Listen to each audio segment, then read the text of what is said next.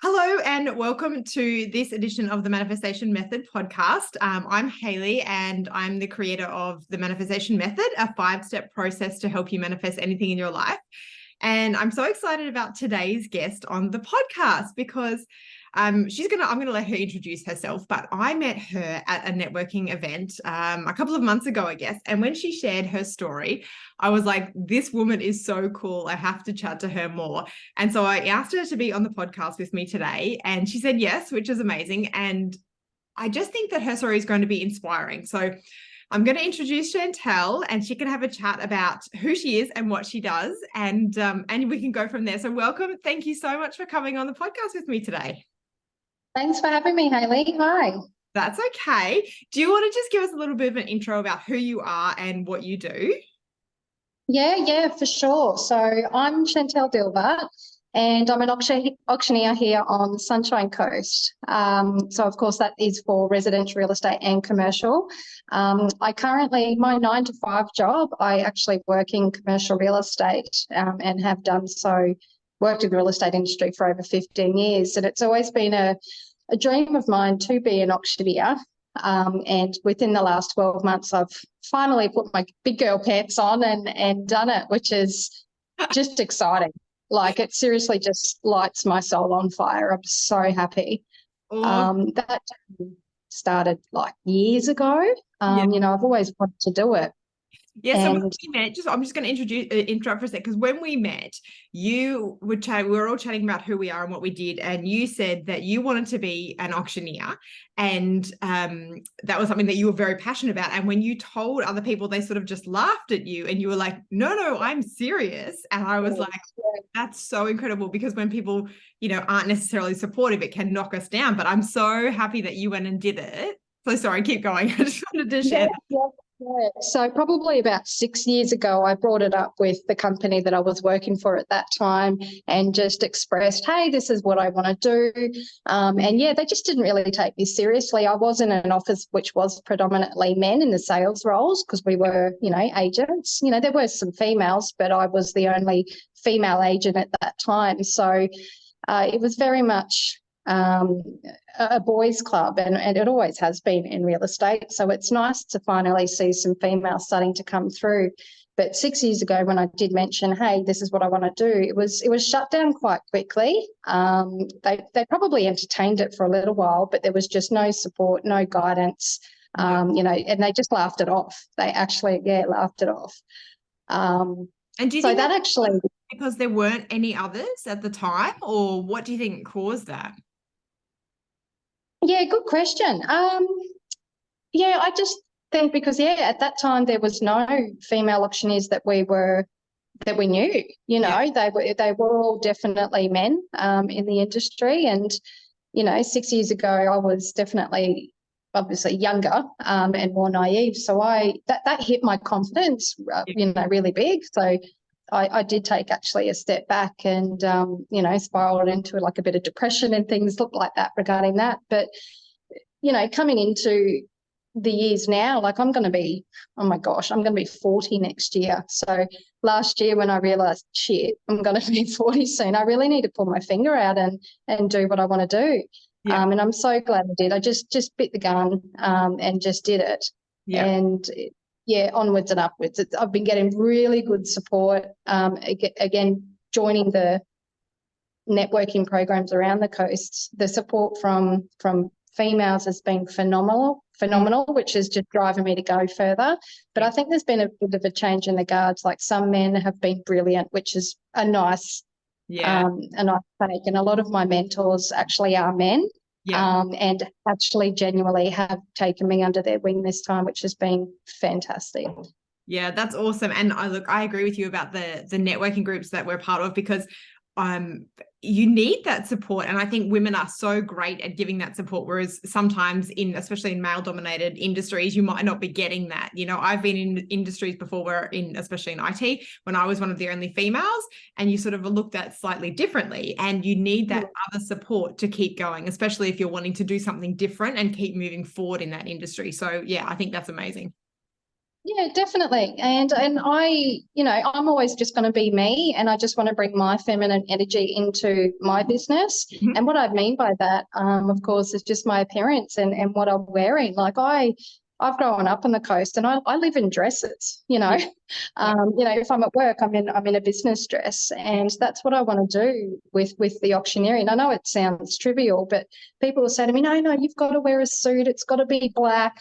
You know, are you going to wear a tie? And I'm like, what? We're not, it's not 1980. Like, my gosh, you know, so why do I have to dress up as someone else? You know, no, I'm going to be me. And if you don't like it, bugger off.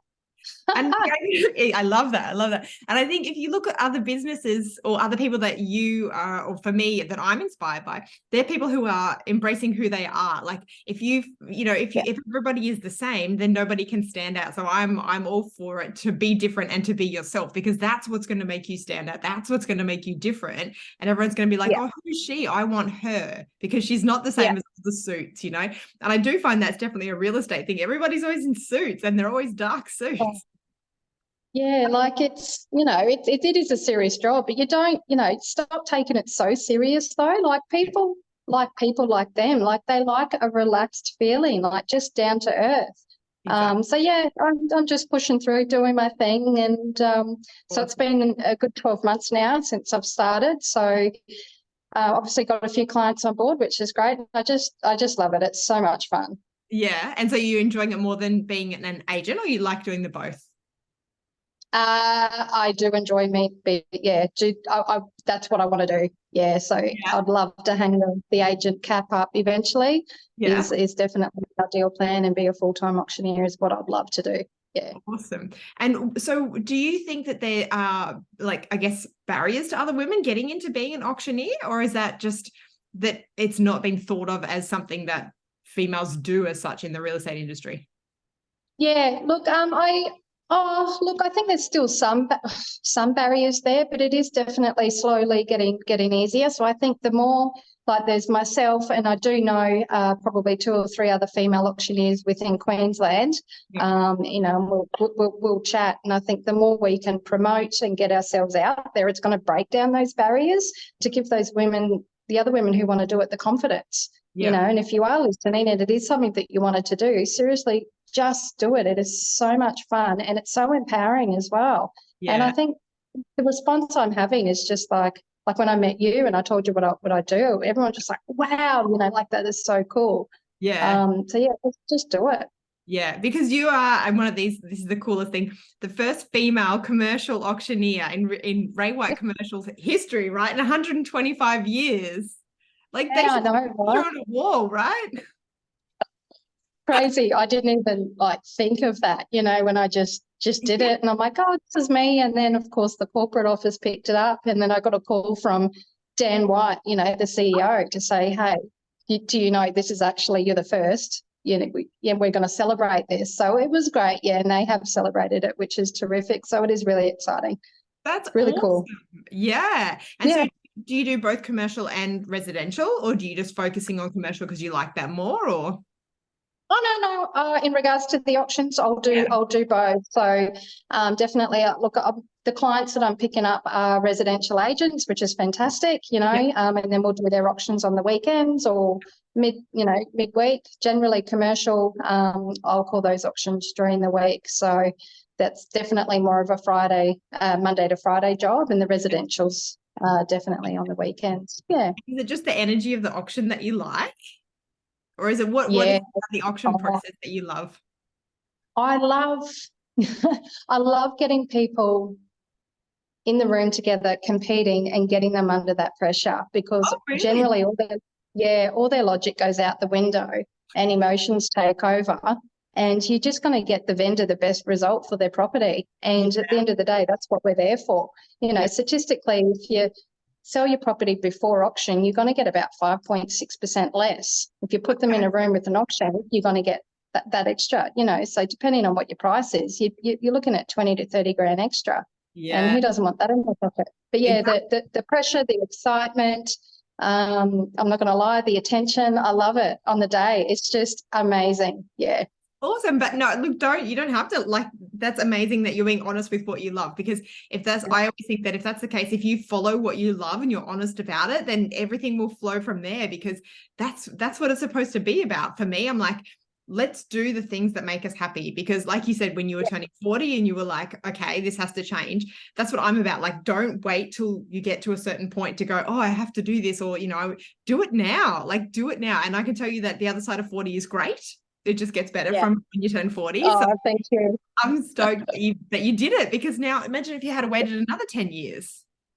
Oh, that's it. Like, fear held me back for so long. And obviously having, like, I've got ADHD, and that's another thing I like talking about, which just brings it more to light, because a lot of people actually have it and don't know. Like, they're going around struggling. But one of the dark sides of ADHD, which no one talks about, is actually like rejection sensitivity, and fear. Like, you feel that fear and the rejection like 100 times worse than you do if you don't have it. Okay. So when I got knocked back years ago saying, oh, you're not going to do that, or you won't do well with that, it really cripples you, and it's a long time to work through that. But if you do have it, get help, and there's some amazing things you can do in your life. Yeah. So what do you think helped you to overcome that fear then, to go, nah, this is it, I'm just going to do it now, it doesn't matter? Do you know what I mean? What was it that changed in you to go, okay, I'm going to do this? So unfortunately, I had a friend that passed away quite suddenly, and she was only in her early 40s. And I think, just when my girlfriends and I got together and, we're, saying goodbye, it just really put things into perspective. It's like, shit, what are we doing? Like, I always have a goals list and whatnot, and look at it, and you'd always tick off a few, but the auctioneer would always just get, oh, I'll do that next year, or I'll do that next year. Again, just fear.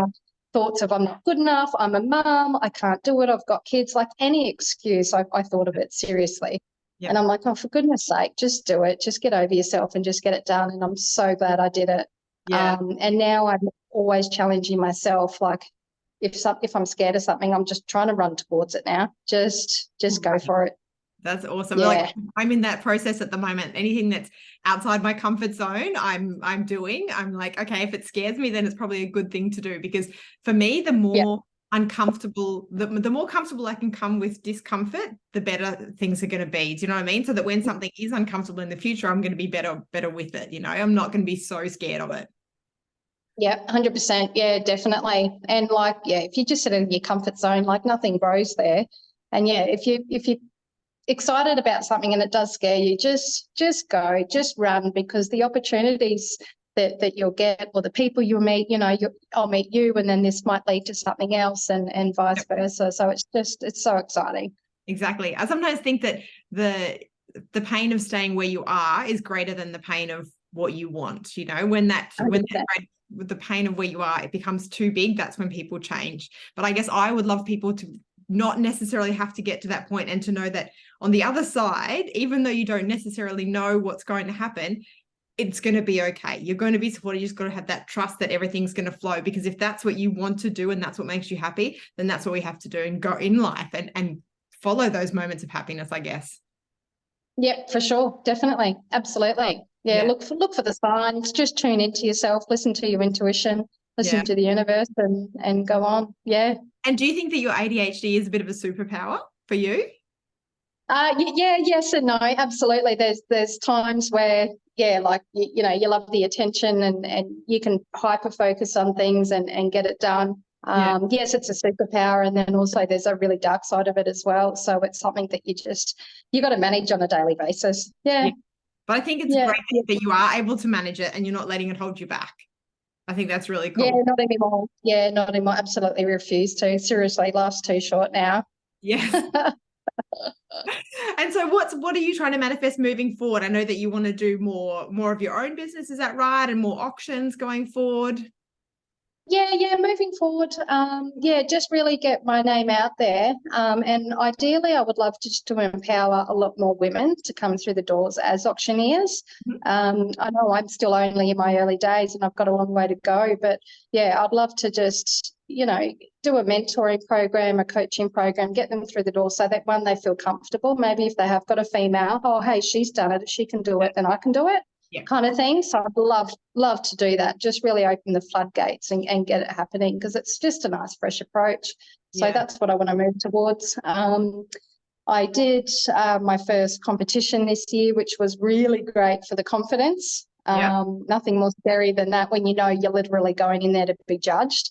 So I've made a commitment to myself to do one every year for as long as I'm doing it, just to improve on my skills. Competition? Yeah. Oh, how does that work? So, okay. So obviously I work for Ray White, so we do auctioneering competitions in-house, and then of course the REI IQ do competitions once a year. So I'd love to enter that next year. But how that works is you get given like a fake property, say 123 Smith Street. You'll get given a scenario, and then of course the reserve. And you'll have to call the auction in front of, you know, a panel of 5 to 6 judges. Wow. And then there'll be fake bidders, you know, in the audience. And then you've got to sell it. So then they'll throw different scenarios at you, like people will want to change deposit amounts or settlement time frame, or try and cause some conflict to see how you're going to handle it. And you know, when the auction stalls, what our skills are like to get it back up to reserve and well and truly sold over reserve. Well, because it sounds like it's a whole different set of skills than just being an agent. And I don't mean to downplay that. I mean, it's a totally different set. You're literally under pressure to make something happen. 100%. All eyes are on you. You can't stuff up. Definitely. Yeah, that's right. You know, so it's like I'm practicing daily. Like generally when you're in the car, that's where I'm practicing, just blah, blah, blah, blah, in the car, and just trying to think of just different scenarios. But when you're in the room in a competition, it's just like you think you've got it, and you go in there, and it's just mind blowing. So you're going to learn something from it every time, which is great. It's just Look, I think that we can learn something from everything that we do, right? And if the sooner we learn, I think it's, what is it? Fail often and fail fast. And then that's how we learn. And for me, it's kind of like the discomfort thing. Okay, excuse me, if I fail at this, or if I am struggling at this, I'm going to learn quicker. If I can learn to embrace that fear and learn to embrace that discomfort and learn from it faster, I'm going to accelerate my growth. 100%. I love that. Yeah. It's pretty cool. Yeah, and definitely. Remind myself of that whenever something is hard or is scary. I'm like, Hayley, the sooner you do it and sooner you either fail or succeed, you're going to learn either way. I love that. Yeah, I'm going to use that. That's good. Nice. So would you have any advice for anybody, any females who are sort of saying, okay, I'm thinking about being an auctioneer, but, you know, I don't know if it's the right thing for me. What advice would you say to them? I would say, look, ring me, find an auctioneer that you gel with, and just be honest with them. Like I shadowed a few very well-known auctioneers on the coast. I would just ring them up and say, hey, I've just done my course. Can I come and be a pest and follow you around? And thankfully, a couple of them said, yeah, you know, took me under their wing, and I'm so grateful for that. Yeah. And I would follow them for hours on a Saturday for months. And I've watched one of them call probably over 100 auctions. So just to see how he performed under so many different scenarios, that's an eye-opener. So if someone's thinking about it, I would say do that. So then you can actually see what's involved and then see, you know, how you're feeling after that. And if you want to do it, just go for it. Yeah, I think that's a great idea. The whole mentoring thing that could be applied to anyone, anything that you're wanting to do, find someone who's already doing it and spend some time with them. Yeah. But I just be open and honest. No. And again, that's that vulnerability thing. Okay, I'm going to do it and this is what I want. I'm going to put myself out there. That's it, definitely. But I love that you've got that female representation part, because if other females can see that someone else is doing it and that they're not necessarily the first, then it makes that just that little bit easier. Yeah, definitely. Yeah. All right, cool. Well, I will let you go. Thank you so much for your time. I know that you're very busy. So thank you so much. I'm going to put your details in the bottom so people can contact you if they want to know any more. Otherwise, thank you so much. I really appreciate it. And thank you everybody who's listening today. Thanks, Hayley. Thanks so much.